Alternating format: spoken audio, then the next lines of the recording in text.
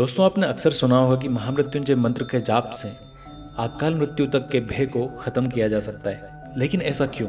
शायद आप ये नहीं जानते होंगे, तो आइए जानते हैं ऐसा क्यों है। महामृत्युंजय मंत्र भगवान शिव के सबसे प्रमुख मंत्रों में से एक माना जाता है। भगवान शिव को शास्त्रों में मृत्यु के देवता भी कहा जाता है, इसलिए महामृत्युंजय मंत्र यानी मृत्यु पर विजय का मंत्र इसे कहा जाता है।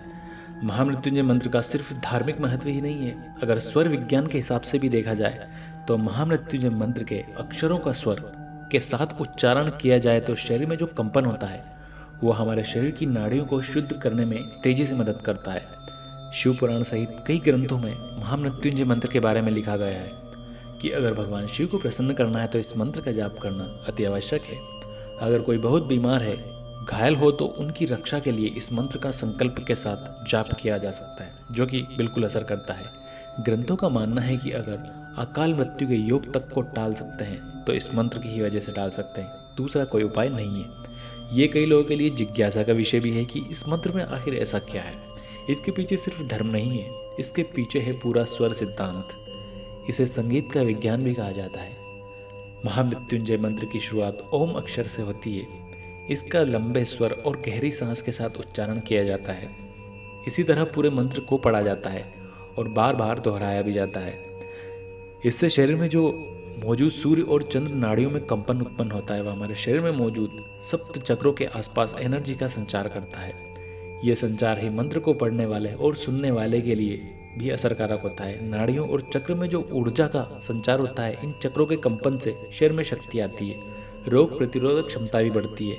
इस तरह लंबे स्वर और गहरी सांस के साथ इस मंत्र को जपा जाता है। दोस्तों, आपने कई बार सुना होगा कि स्वर और संगीत से चिकित्सा भी होती है, तो यह सिद्धांत वहीं से काम करता है।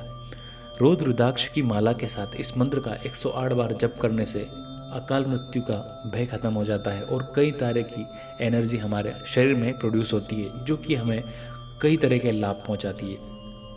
महामृत्युंजय मंत्र का अर्थ यह होता है कि हम भगवान त्रिनेत्र शिव जी को मन से स्मरण करते हैं।